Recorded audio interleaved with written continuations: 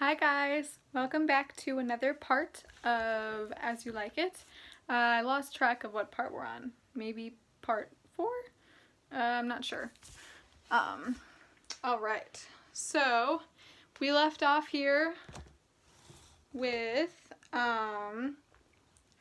Orlando and Rosalind. So Rosalind, remember, is dressing up as Ganymede, a boy, and getting to know Orlando a lot better. Since they have a crush on each other, and Rosalind seems to think that Orlando is falling in love with her, but she's just wondering how he can love her when they've only met one time. She's wondering if he actually does love her or not, so she wants to get to know him better dressed as boy. So that's what she's been doing. And one thing that she doesn't really like about him right now is that he's late every single time he has to be somewhere at a certain time. He is never on time.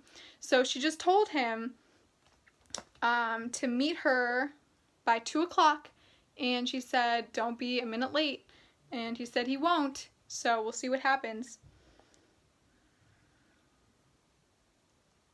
Okay, so it says 2 hours later, Celia found Rosalind still sighing in that same spot. So she hadn't moved. She's sitting there waiting for Orlando. Is it not past 2 o'clock? Rosalind asked glumly. Celia put a finger to her lips and pointed. Across the brook, a shepherd named Silvius pursued a young shepherdess. Sweet Phoebe, do not scorn me, Silvius cried. He flung himself at her feet. Phoebe placed her boot on Silvius's shoulder and toppled him. Come thou not near me, Phoebe loved to torment Silvius. Rosalind spoke up. Foolish shepherd, wherefore do you follow her? You are 1,000 times a proper man than she is, a properer man than she a woman. Startled, Silvius scrambled to his feet and backed away. But Phoebe stood her ground. She smiled flirtatiously. Sweet youth, I had rather hear you chide than this man woo. So, remember, Rosalind is dressed as a boy and yelled at this other guy saying, why are you trying to go after this lady when you're higher ranking than she is? So now this girl is smiling flirtatiously at Rosalind, who is pretending to be a boy named Ganymede. And she's saying she would rather hear Rosalind chide her, so like yell at her kind of, than she would this man who was trying to woo her. Okay. I pray you do not fall in love with me, Rosalind laughed, for I am falser than vows made in wine. She quickly led Celia toward their cottage. So, it's a very big metaphor there. Rosalind is laughing at that lady and saying, she's falser than vows made in wine, meaning she's faker than a promise that is made when you're drunk, which is, if you are intoxicated in any form and you make promises, you're probably not going to remember making those promises. It's just a metaphor saying that Rosalind is not actually a guy when she is dressed like one, right? So she's pretending to be a boy who she is not. On the way, so now they're going to a cottage, Rosalind and Celia. On the way, they encountered a stranger dressed in ragged, dirty clothing. He asked if they were the occupants of the shepherd cottage, then bowed and said, Orlando doth commend him to you both. The stranger introduced himself as Oliver, Orlando's older brother. Rosalind and Celia were amazed by his harrowing story. Oliver had been sleeping beneath a tree in the forest. A giant snake had coiled around his throat, ready to strike. By good fortune, Orlando came along. The snake slithered off, but a hungry lioness in the bush now seized her chance. The big cat was set to pounce on Oliver. Orlando threw himself between them. The lioness was repulsed, but not before she mauled Orlando's forearm. Astonished by his brother's selfless act, Oliver was profoundly changed. He apologized for all the wrong he had done his brother in the past and swore to do right by him.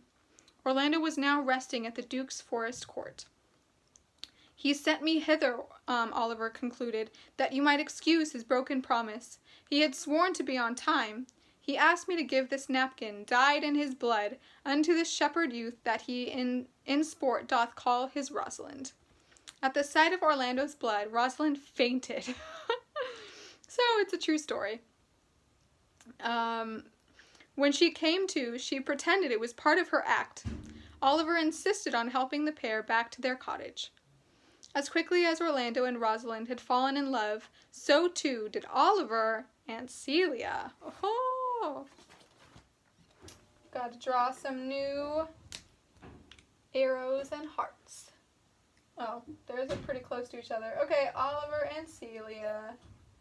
Yay!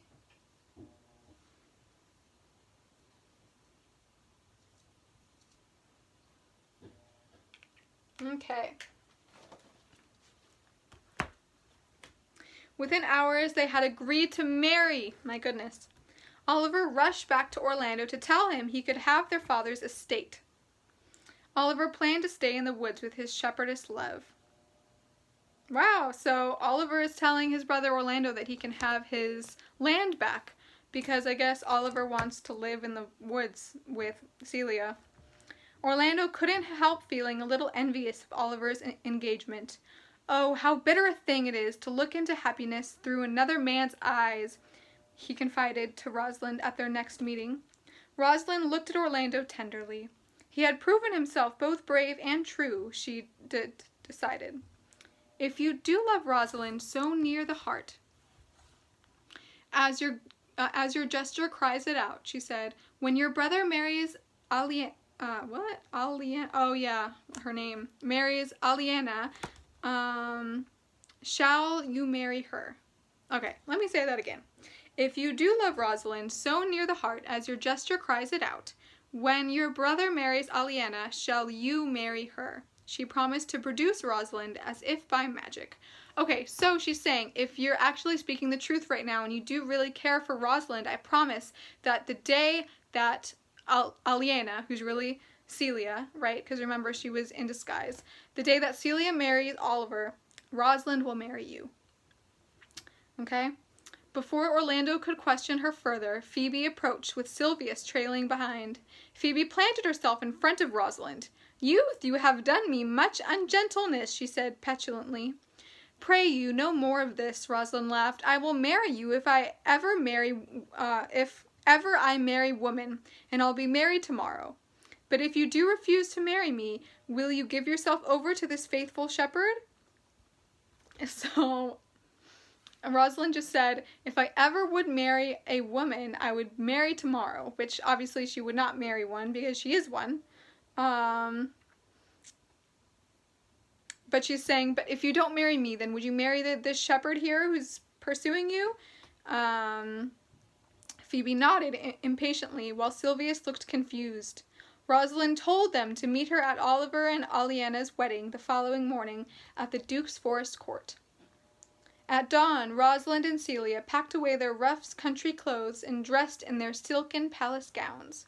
They hung jewelry in each other's hair and slid their feet into lady slippers. Then, arm in arm, they set off for the Duke Senior's court.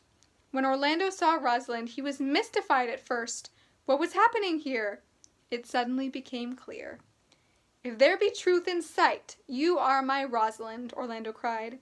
He was not angry at being deceived. Instead, he realized that Ganymede had indeed cured him of love sickness by giving him the very medicine he craved. Phoebe gaped at Rosalind's transformation from Ganymede. If sight and shape be true, why then, my loved do. She looked up at Silvius with new eyes. This was the man she would marry. So she's saying, wow, if you really are a girl, then my love for you is gone. Oh, my dear niece, welcome thou art to me. Even daughter, welcome in no less degree. Duke Senior warmly greeted his long-lost daughter and niece. He then called all three couples forward and married them. As the lovers kissed, a messenger approached with surprising news. Frederick, too, was now in the forest of Arden. He had been bent on killing his brother, but along the way had met a wise old holy man. the holy man had converted Frederick to a life of monkish solitude, so he's going to be a monk, like a Buddhist monk. Frederick then restored the kingdom to the rule of his elder brother, the Duke. So now the Duke is in charge of the kingdom and Frederick is a monk. Duke Senior turned to his joyous court. Everyone of this happy number shall share the good of our returned fortune. Meantime, play, music, and you brides and bridegrooms all, with scales overheaped in joy, to the measures fall. So he's basically saying, hey, go have fun and party, because they're getting married. Celia and Rosalind smiled and reached for each other's hands. All had been set right, and it was as they liked it. The end. So that was a nice little comedy, right? Not a complicated tragedy. And yeah, that's the last Shakespeare play I'll be doing, you guys. So thank you for watching. Yeah, and I'll see you next time. Bye!